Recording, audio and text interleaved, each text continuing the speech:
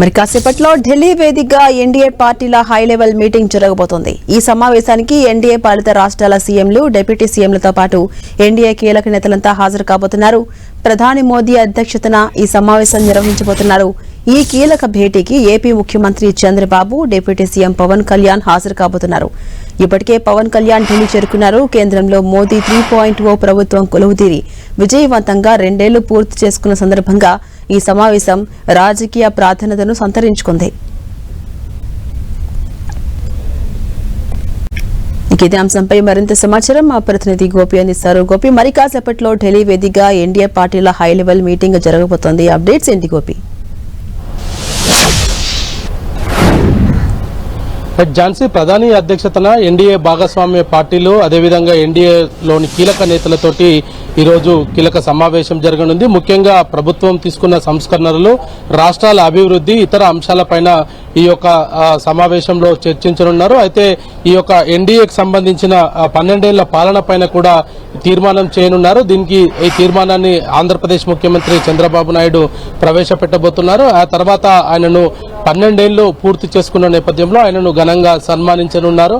అయితే ఈ 12 ఏళ్లలో వివిధ రాష్ట్రాల్లో చేపట్టిన అభివృద్ధి కార్యక్రమాలు, ప్రభుత్వ పాలన, ఎన్డీఏ భాగస్వామ్యంలో తీసుకున్న కీలక నిర్ణయాలు, వాటి ఫలితాలు, వీటన్నిటిపైన కూడా ఈ సమావేశంలో ప్రధానంగా చర్చించనున్నారు. మరి ఆ తర్వాత దీనికి ఎన్డీఏ పక్ష అన్ని రాష్ట్రాల ముఖ్యమంత్రులు, అదేవిధంగా ఉప ముఖ్యమంత్రులతో పాటు ఎన్డీఏ కీలక నేతలంతా కూడా హాజరు కానున్నారు. ముఖ్యంగా 12 సంవత్సరాలు పూర్తి అయిన నేపథ్యంలో 2014 నుంచి 26 వరకు, అంటే ఈ రోజుకు 12 సంవత్సరాలు పూర్తయిన నేపథ్యంలో ఇప్పటి వరకు తీసుకున్న నిర్ణయాలపైన దాని ఫలితాలు, అంటే ఆపరేషన్ సింధూర్ కావచ్చు, లేదా ఆర్టికల్ 370 రద్దు కావచ్చు, లేదా డీలిమిటేషన్ కావచ్చు, ఇటువంటి అంశాలతో పాటు అభివృద్ధికి సంబంధించి జాతీయ రహదారులు, బ్రిడ్జిల నిర్మాణాలు, ఇటు జమ్మూ కాశ్మీర్లో కూడా అత్యంత కీలకమైన ప్రాంతాల్లో కూడా సొరంగాల మార్గాల ద్వారా ద్వారం ఏర్పాటు చేయడము, అదేవిధంగా చినాబ్ రైలు వంతెన లాంటి వంతెనలను కూడా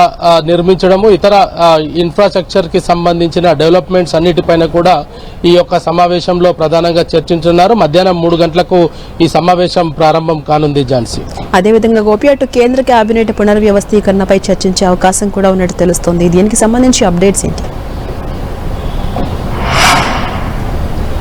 అయితే ముఖ్యంగా ఈ రోజు మధ్యాహ్నం 12 గంటలకు జరగబోయే కేబినెట్ భేటీలో కూడా ప్రధానంగా దీనిపైనే కొంత చర్చ జరిగే అవకాశాలు అయితే కనపడుతున్నాయి. అయితే మూడవసారి ప్రధాని బీజేపీ ప్రభుత్వం అధికారంలోకి వచ్చి 2 సంవత్సరాలు పూర్తి చేసుకున్న నేపథ్యంలో కేబినెట్ లో కొంత కీలక భాగస్వామ్యులుగా ఉన్న ఎన్డీఏ భాగస్వామ్యంలో ఉన్న వ్యక్తులకు సంబంధించి కొంత పోర్ట్ఫోలియోస్ కూడా గతం నుంచి కూడా ఇటు కేంద్రాన్ని కోరుతున్న నేపథ్యంలో ఈ కేబినెట్ విస్తరణకు సంబంధించిన అంశం ప్రధానంగా తెరపైకి వచ్చింది. అయితే ఈ రోజు ఎన్డీఏ పక్ష సమావేశంలో కూడా దీనిపైన ప్రధానంగా చర్చించనున్నారు. ముఖ్యంగా ఇటు తెలుగు రాష్ట్రాలకు సంబంధించిన కీలక నేతలు కూడా ఈసారి కేబినెట్ లో తమకు చోటు కావాలని కోరుతూ ఉండడం, ఇక బీహార్ కి సంబంధించిన డెవలప్మెంట్స్ చూస్తే గనక బీహార్ నుంచే ఇటు జాతీయ అధ్యక్షుడు నితిన్ నబీన్ ఎంపిక అవడం, అదేవిధంగా బీహార్ ముఖ్యమంత్రి నితీష్ కుమార్ ను రాజీనామా చేయించి రాజ్యసభకు తీసుకొచ్చిన అనంతరం ఆయనకు కూడా కేంద్ర మంత్రివర్గంలోకి అవకాశం కల్పిస్తామని గతంలో మాటిచ్చిన నేపథ్యం, ఇటువంటి అంశాలన్నిటి కూడా ఇంకా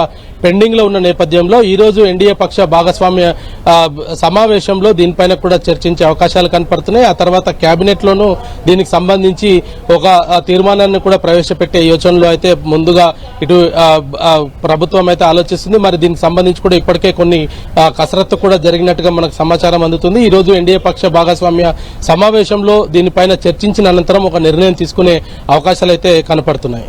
రైట్, థాంక్యూ గోపి.